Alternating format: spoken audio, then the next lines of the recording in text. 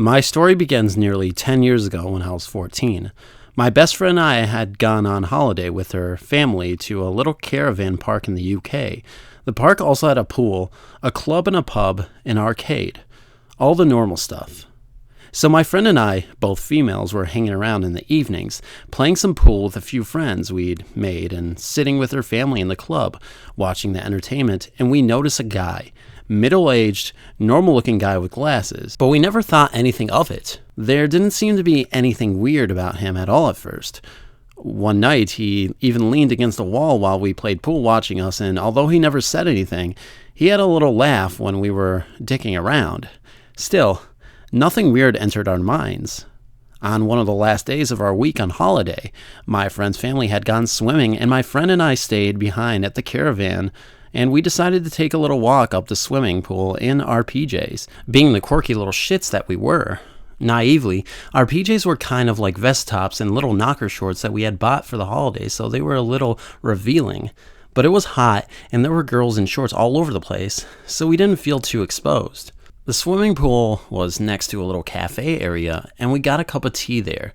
There was this guy again, and this was the first time either of us actually said anything to each other about it.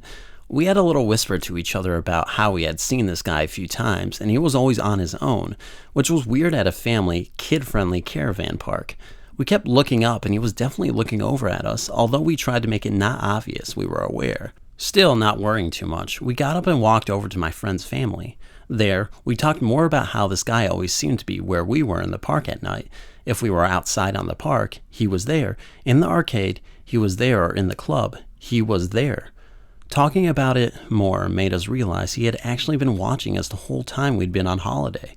What about when we hadn't noticed him? Was he still there? We told my friend's mom, and she agreed it was weird. We told her that he was in the cafe just as we were, and we looked over towards the cafe. He was still there and was now really obviously leaning back in his chair staring at us and didn't look away when all three of us saw him. He had tilted his chair back on its back legs just to get a good look. I can definitely say that he definitely got a good look. It looked like he left after a while. We got my friend's mom to check out the cafe and she couldn't see him, so we decided to go back to the caravan and get some more clothes on. This was not a long walk, but thinking back, we really shouldn't have gone on our own. On our way back, we were talking about it all, and about halfway into our journey, one of the friends we had met was walking towards us. We said hi to him as he passed us. I turned around to say something else to him, and I saw that maybe 20 feet back from us was the guy. He followed us. I told my friend, and she turned around too and saw him, and we both ran as fast as we could back to the caravan and locked the door. I don't know if he ran too, and I don't know if he saw where we went, but we locked the door and called my friend's mom. Her family came to the caravan pretty quick, and we were pretty spooked. We didn't want to go out that night, but it was our last, and we wanted to enjoy our last night on holiday. We were in the arcade again, and we told some of our new friends about the guy so they could keep an eye out for him too. I went to get some change out of one of those machines, and I went back down to grab it. But he was there.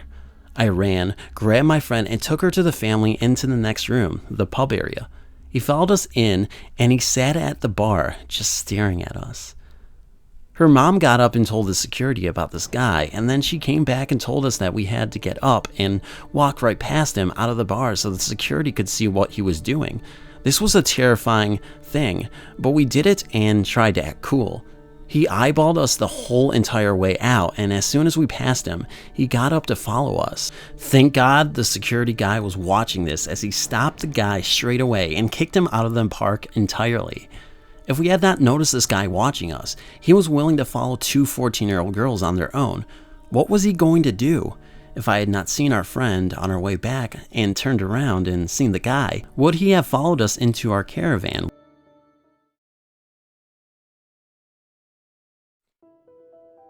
So, like many people on here, I've been lurking on here for quite a while now. After reading many interesting and horrifying stories, I decided to share one of my own. Names in this particular story have been changed. It was December and Christmas was right around the corner. It was late, around 3 a.m. or so. I was sick, so I was on a strange sleep schedule at the time. I was bored and none of my friends were online, so I decided to venture into a site called Omegle. I went on there quite often at the time, mainly to troll people, but tonight I decided to have some actual conversations with people. Big mistake. So I decided to talk to people under the anime tag, because people on there seem generally cool for the most part. I eventually found someone who isn't a bot and who doesn't immediately ask ASL. We'll call her Azula. Azula asked me what my favorite anime is, and I jokingly said, Fat Albert. I know I said I didn't want to troll people, but I couldn't help myself. A conversation ensues after that about anime and such, and she seems like a genuinely decent person. She then asks for my email. I give her my spam email, knowing that there's no real harm in giving that out, so we continue our chat in a Google Plus hangout. She starts to ask to video chat. I declined, telling her that I don't even voice chat with my real life friends, but she keeps on persisting, and I keep telling her no. I was starting to think that she was actually some pedophile. I told her that I don't feel comfortable revealing my face to anyone online, and I really don't want to voice chat. She then says she'll send me a picture of her face if I send her a picture of mine, so I let her send hers first. I then did a reverse image search to see if the photo was fake. Nothing came up anywhere, so I knew that it wasn't fake. So, reluctantly, I took a picture of myself and sent it to her. I figured it couldn't do any harm. She then kept persisting to video chat. I kept telling her no. I then turned my computer off because I was tired and annoyed. I didn't really think much about it, but I was planning on blocking her the next day. A day later, I got on my computer and I was about to block her, but as soon as I got on, she messaged me immediately. At this point, I thought she was either stalking me or had no life and was at her computer all day. So, I went ahead and talked to her. She apologized for being pushy and explained that she didn't have many friends and just wanted to get to know me. I said it was fine. So, we talked about anime as well as video games and such, a normal conversation for me. The next day, we talk again. She wants to video chat. I told her that I'd voice chat since I did that all the time. Once we were in the voice call, she kept asking me to turn my camera on. I told her that I didn't feel comfortable doing that. She said that she wanted to video chat to make sure I wasn't some 40-year-old pedo. So, again, reluctantly, I turned my camera on. After that, everything seemed to be okay. I could tell that there was something wrong, but I figured she was just socially awkward. After that, things were okay for a few weeks, but one day, she randomly told me that she had a crush on me. I told her that I don't do online relationships, and she got really depressed after that. She kept saying how every guy has turned her down and she is really sad about it. I didn't really know what to do at this point. I felt really bad for her because I knew how it felt to be rejected, and how awkward it is to stay friends with them afterwards. So, I made one of the dumbest mistakes of my life. I said that I actually did like her back. Nowadays, there's no way in hell I would have done any of this, but I was 14 at the time. I was young and dumb, so just keep that in mind. So I was basically in a fake, fabricated online relationship at this point.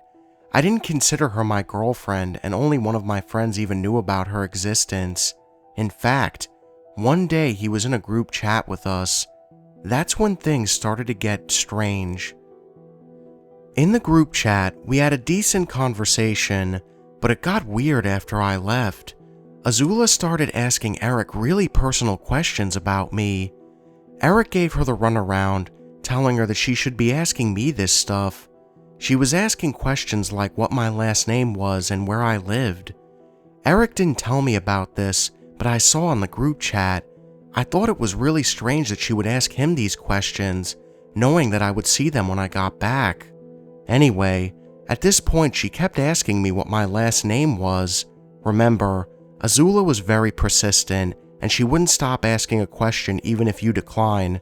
So, I find out that she goes on Facebook and searches every person with the same first name as me.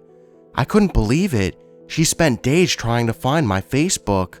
I've never seen so much dedication. Red flags were definitely going off at this point. She eventually finds my Facebook and sends me a friend request. I decline it because I was very pissed that she was invading my privacy. She then started messaging me on Google Hangouts asking me about my family members.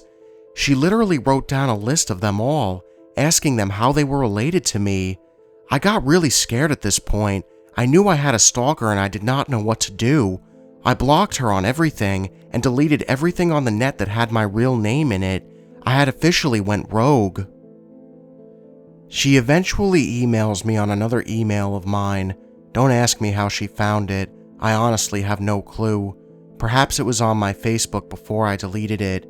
Anyway, she spams that email with countless messages per day. I blocked her and the email stopped. I didn't hear from her for about a month. Then, one day, I accidentally deleted an important email, so I went to my trash to recover it. In my trash were hundreds of emails from her. I nearly soiled myself in fear. The last email was from that day, so in morbid curiosity, I read some of the emails. What I found was nothing short of frightening. She told me that she thinks there is something wrong with her and that she enjoys and gets off on the pain of others, and she said that she knows where I lived and was going to fly over here and live with me. I was so scared at this point. I was honestly worried that she was going to kill me. I deleted that email account and have been off the grid ever since.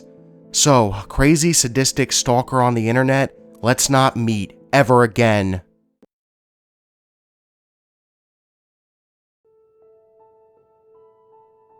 I didn't get to finish college because my biggest scholarship ran out of funding and I had no cosigner. My corporate job is through a fast food company I worked my way up through. Also, I was looking for a cheaper car because I planned on buying a 2017 outright in cash, and $2,000 was what I could spare and still be on track. I did not pay the niece for the car when she initially drove it up to me. I was just checking it out. I gave the money to Mark when we headed to the hospital and to get the title signed over. Yeah, stupid, I know, but hindsight is 20/20 and made sense at the time. Also, I wasn't aware there was any way to get the title in my name other than to physically have it signed over to me. And I went with Mark not only for convenience, but because I had never met the person whose name the car was actually in, the brother's wife. At that point, I'd only briefly met the niece, their daughter. So the past two stories I posted here have been about my teenage years, but this story is a little different, mostly because it comes with some sweet, sweet justice, and because it just started around last Christmas and ended about 2 months ago. Last December, the engine of my piece of shit car finally gave out, as well as the transmission. Seeing as it would be more expensive to fix it than it would be to buy a new car, I scrapped it for a few $100 and put the word out I was looking to buy a new car in the $2,000 to $2,500 range. I was, and still do, work 2 jobs, so I very quickly tired of having to bum rides to work. This fact led me to ignore a few red flags, but I'll get to that. One of my jobs is a corporate 9 to 5, the other is at an upscale gentleman's club. I put the word out about needing a car to my coworkers at both places. A month went by and I still hadn't heard anything, when a waitress at a club pulled me aside. One of my customers offered me a really good deal on a car, but my parents bought me a brand new Escape, so I don't need it. He wants $1,000 for an '06 Chevy with low mileage. Do you want me to introduce you to him? It seemed like a godsend. I quickly agreed, and she led me over to the back of the bar to a booth where a tall, broad-shouldered older man sat. He looked about 60 years old, but he was still pretty huge, even sitting down. He looked like a retired army guy with a small beer gut, but lots of old man muscle. Mark, this is Durfashocks. Durfashocks, this is Mark. She introduced us as I sat next down to him. He didn't look at me or acknowledge me. I got the feeling he was very awkward. My coworker excused himself and left us. I quickly explained that I was looking for a new car. He finally looked at me and he began explaining the deal. It was his brother's wife's car. They lived 1 state over, about 4 hours away. They initially bought the car for their daughter, brand new, but she had a baby a few years later and refused to drive it anymore because it was a 2-door and the baby's car seat didn't fit behind the seat. It had been sitting for years, but now their neighbor, who was a cop, was threatening them, saying if they didn't put insurance on it or get rid of it, they'd be ticketed. So now they were looking to unload it as quickly as possible, hence the great deal. I was beyond excited. Mark and I chatted a little longer, albeit awkwardly, and eventually exchanged numbers. Before I went back to work, the subject of art came up and he mentioned he had always wanted to learn how to draw. I got excited because at the time, I was giving private drawing lessons to make extra money. He seems interested after I showed him my portfolio on my phone, and he suggests maybe even knocking the price down a little in exchange for a few lessons. I wrap up our goodbyes and head back to work. He exits my work shortly. I'm ecstatic. At around 3 a.m., I'm finally back in civilian clothes, waiting inside the front doors for my ride when Mark texts me. Can you come to my house for the drawing lessons this week? I politely tell him I don't feel comfortable with that because he would have to pick me up and I'd be dependent on him to take me home too. He's a stranger. It just doesn't feel right. All the more reason for you to get this car. You deserve it.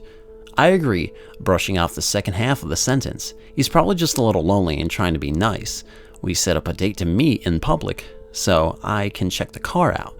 He plans on paying his niece to make the 4-hour drive the following Tuesday, 5 days from now. I agree. She doesn't mind because her parents are going to let her keep whatever money I pay for it, and Mark will pay for her gas there and back, plus a tip. I forget about Mark for a day or two until the texts start. All hours of the day, the most random questions, but all of them pertaining to the car deal and the art, so I don't think into it too much. He's never been married. He claims he has Asperger's, which I found out later is a lie, and that he only has his brother, no one else. I figure he's doing me a favor. I can answer a few harmless texts, right? But then I miss a few at work, and he spams me, getting progressively madder with each missed text. When I finally respond, I bitch him out, saying he has no right to my time or attention. He relents, saying that he thought something bad might have happened. That's all. He wasn't getting mad, he was scared. I think back to what he said about having Asperger's, and I think maybe I'm misunderstanding his text. I feel kind of bad, you know. He stops for a few days, and Tuesday rolls around. I bring my mom's boyfriend with me to the parking lot I'm meeting him and his niece at to look at the car. It's beautiful. I love it. Mom's boyfriend says it's a great deal. I'd be stupid not to take it. I tell Mark I want it. He spent the whole interaction silent, seemingly intimidated by Mom's 5'1" boyfriend, which is hilarious. The niece drives the car back home. Because the title is in his sister-in-law's name, I have to go to her house 4 hours away to have her sign the title over to me. Mark says he had a doctor's appointment at a hospital about 30 minutes from there, so I can ride down there with him and drive myself home. I agreed to the plan. We set the date for the next Wednesday. Wednesday morning at 6 a.m., my mom drops me to Mark's house. I assume his appointment is at 9 or 10 a.m. since he wants to leave so early. He tells me it's at 1 p.m. I asked him why the fuck are we leaving so early if the hospital is only 3 hours away. This neurotic motherfucker has to stop at every rest stop. Every single one. It takes us 6 hours to get to the hospital, almost making us late for his appointment. We park the car and I tell him to ask one of the concierge people where we're supposed to be. It's a huge hospital. I'm not talking to one of those niggers. He basically screams. He's getting frantic and I'm starting to see he's a little, unhinged, but fuck. I'm 3 hours from home and he's already got my $1,000. I ask directions and find the elevator to the floor we need to be on, the 8th floor. Mark won't get in. He says he can't do elevators, they'll kill him. Randomly, a mentally handicapped man in a wheelchair next to us repeats the words, "It will kill us." Mark yells, "See, he knows." I'm out of patience. I yank him into the elevator and we finally arrive at his appointment, just on time. I quickly fall asleep in the lobby because he would not let me sleep in the car, knowing I'd work until 3 a.m. the night before. I awaken to the sound of Mark screaming at the top of his lungs at the poor clerk behind the desk in the lobby. He's calling her every name in the book. Skank, whore, slut, bitch, asshole, fucking cunt, shit. She looks terrified and screams back at that she's calling security. I hop up, grab him by the arm, and drag him, literally running, back to the elevator. He opens his mouth to protest, but I tell him to shut the fuck up and get in the elevator. I am in no mood for this. I refuse to be stranded across state lines because he had to land himself in the slammer for God knows what reason. We exit the elevator just as a team of security guards enter it and rush past him, trying to look normal. We finally get outside and I lose my shit. What the hell happened? I was waiting for the doctor and I had to use the bathroom. He came to my room while I was gone, so he skipped me to go to the next patient. He wouldn't be back for an hour. What does this fucking receptionist have to do with that? She was in on it. She could have told me he was an asshole. I just stare at him in disbelief. I fully realize I am dealing with a mentally unstable individual. But I'm locked into this deal and I'm 30 minutes away from being able to drive the fuck away, so I just shake my head and walk back to his car silently. We finally get to his brother's house. The title is signed over to me. All is good, except the port for the car charger in my new car doesn't work and my phone is dead and I don't know how to get home. I ask Mark if I can charge my phone in his car for a while. He says yes. I start to follow him home. It's getting really late at this point and I'm so exhausted I beg him to please skip a few rest stops. He skips 2, then pulls into a rest area.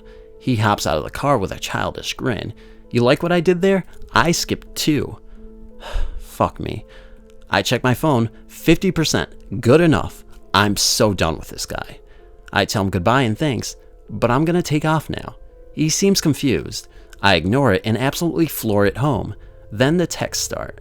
Zoom zoom, little girl, let's see if you can find the secret of the wire. You won't make it far, little girl. Zoom, there she goes. I'm creeped the fuck out, but I ignore it, and as soon as the son of a bitch is open, I have registration and insurance on the car. The texts start to get worse. Tell your pimp you fucked up, little girl. I have a lot of money. Don't ignore me. You think that car is safe? Haha, you silly little girl. You're just a whore junkie. Wait till I go to the cops. You stole that car. You owe me $2,000. I'm talking to your pimp right now because you're too stupid to come up with that kind of cash. Bring it to me Monday or I go to the cops and bust your little sex traffic ring. Variations of this all day until I block his number. I call Mark's brother, just in case, and tell him what's happening. He couldn't care less. He says to pay him. I said I did. He says, do I have proof? I said yes. He gave you the money. Why would your wife sign the title over without getting paid? He asks if Mark knows where I live. I say no. He says, good. I start to get texts from a new number, this time claiming to be the cops. I know it's Mark and I threaten to get a PPO if he doesn't stop. He goes ballistic, tells me knows where I live, where my kids go to school, who my pimp is, where I get my drugs, and I know he's lying because I don't have kids, a pimp, or a drug problem. I'm also not a prostitute at all. I'm still scared shitless and all I can do is block this number too. I'm always looking over my shoulder, leaving work. I sleep with a baseball bat. He attempts to get me fired from my job, but he's laughed out and banned. Months go by and I start to relax. I can still see if he texts me even though he's blocked. It just goes to a different folder. I check it out once in a while. For a few months he sends completely normal texts, followed by cycle shit that I don't even want to respond to, obviously. I know you love me and that's why you're doing this, because your dad is dead so you don't know how to love. It hurts me too. Let's bury your kids some toys. You fucking whore. Zoom zoom. Do you like to ruin men's lives? Stop listening to your meth head stepbrother. Again, I have no kids. I realize he's just trying to scare me and legally, the car is mine. He can't take it from me. I finally relax a little. Then, I happen to be awake one day when the mail lady arrives. She knocks and tells me I have to sign for something. She hands me a manila envelope with the name Mark Smith as the return address. My full name on it and the back is stamped with notify sender stamps, like 100 of them, all erratically placed. My heart stops. He knows where I fucking live. And as much as I'm dying to know what the letter says, I don't sign for it and tell her to return to the sender and explain the situation. I realize he probably just looked up my name online and he probably found 5 different addresses, then sent certified mail to all of them in my name in an attempt to verify which one I lived at. I thwarted his plan by not signing. Fuck him. Now, fast forward to 2 months ago. I'm home alone and I get a call from a number I don't know, but it's local, so I picked up. Hi, this is Officer Sanford with the City Fraud Division. Is this Jerfershocks? Oh, no. I say yes. I believe we have a mutual friend here. My heart sinks. I know he means Mark. Am I fucked? Oh, don't worry, girl. I'm on your side. I think this guy is off the rocker. I've been looking into this for a while, and this just doesn't add up to you being guilty of anything but buying a car. Fucking justice. Turns out Mark walked into a police station to report the car that he never even owned, that I had the title to, stolen to report my prostitution ring. He was laughed out. So he wrote letters, lots of them, to the government, to the president, to the sheriff, so a city fraud investigator even got involved. He spoke to the sister-in-law and verified she signed a title over, verified I had registration and insurance, looked into my squeaky clean record. even looked into my schooling and saw a very prestigious university, and he eventually spoke to Mark face to face. And he knew Mark was fucking crazy. So he had me write a brief account of my side of the story and advised me to get a restraining order. Told Mark to stay away from me as well as the brother and sister-in-law, actually, and close the case. If Mark ever tries to fuck with me again, I've got Officer Sanford's number on speed dial.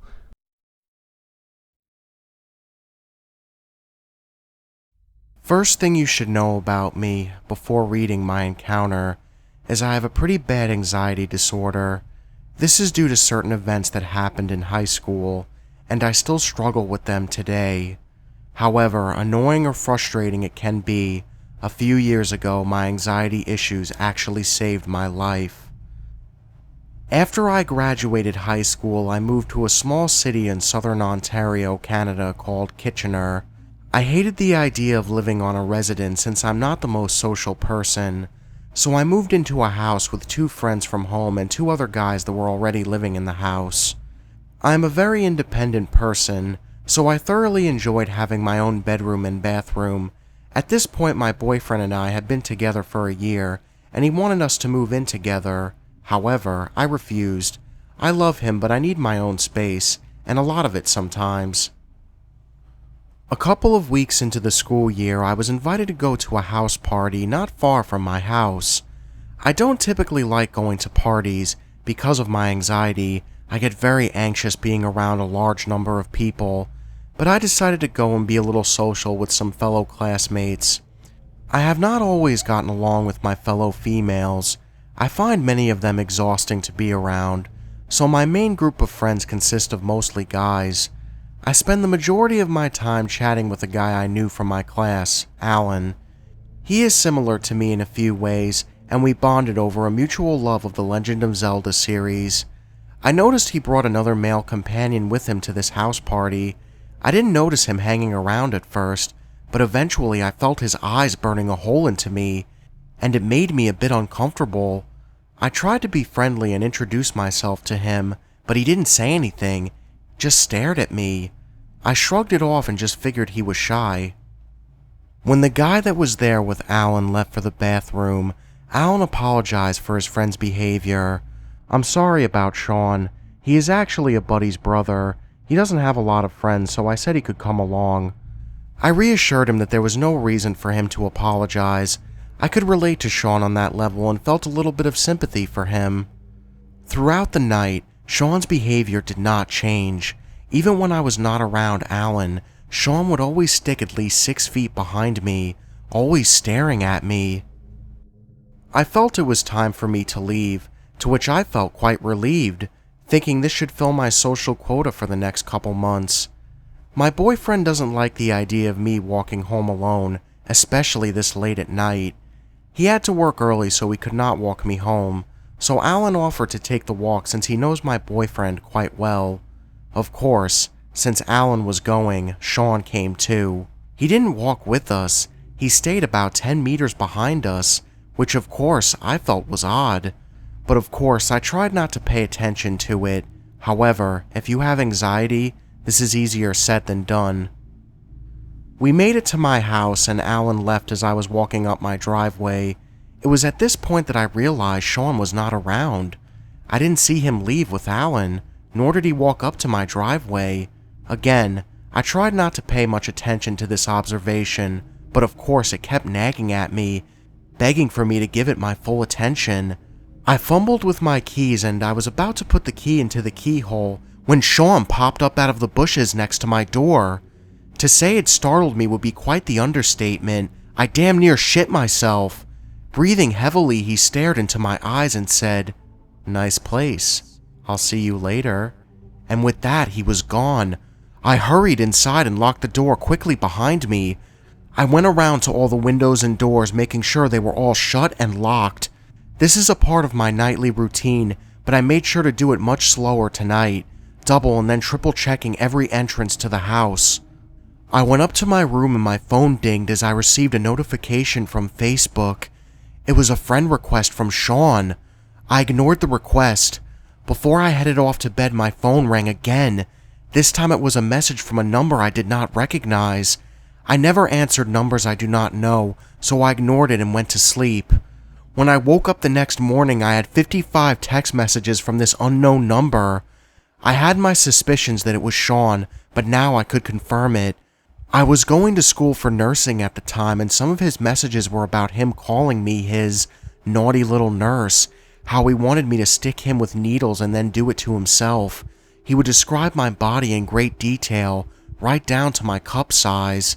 I didn't reply. I blocked his number, but it made no difference. He would message me on Facebook, so I reported and blocked him. However, he would make new profiles and message me from them. This went on for a couple of weeks before it started to get much worse. I was heading back to my room after taking a shower, and I noticed that I had a message from Facebook. It read, "I love when your red hair is wet.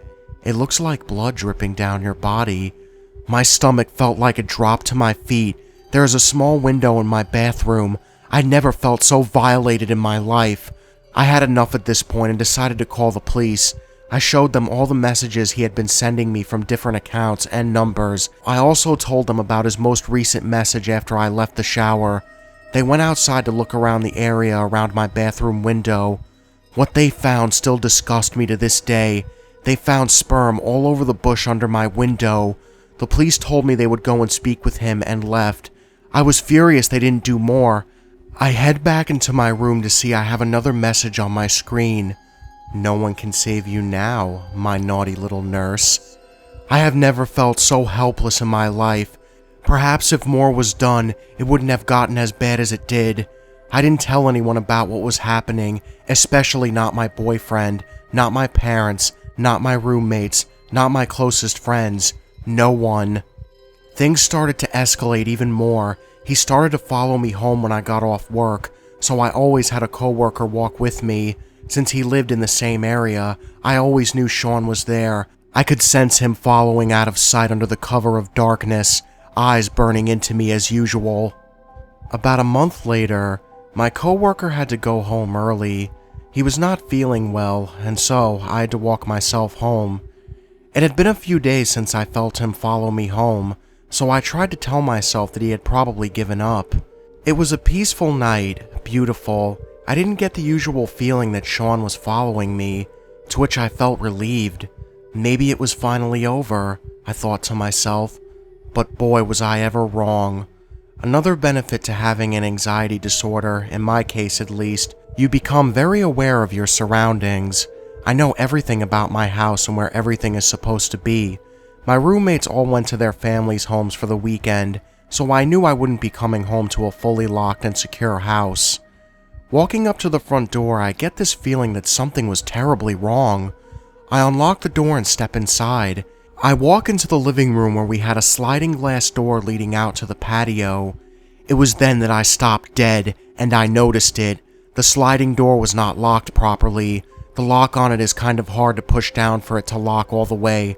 When I looked at it, it was only halfway down, as if someone tried to lock it but didn't push it down the rest of the way. When the lock started to reset, it was at this moment that I literally froze with fear. My roommates left before I left for work, so I locked up the house myself. Even if I had them come back while I was at work, they never use the patio door since they have keys. Plus, they all know about the fight you have to have with the door in order for it to lock completely. I ran into the basement and locked myself in the bathroom. I called the police. It seemed like hours passed before I heard a firm knock at the bathroom door and a male voice saying, "Police, open up." I opened the door to be greeted by 3 cops standing in front of me. "We found the man who broke into your house," said one of the officers. "He was hiding up in your bedroom." I didn't have to ask who this man was. Of course I knew who he was. I allowed myself to be led upstairs by the cops so I could identify the guy in the car as the guy who has been harassing me. When I looked into the car, Sean was staring back at me.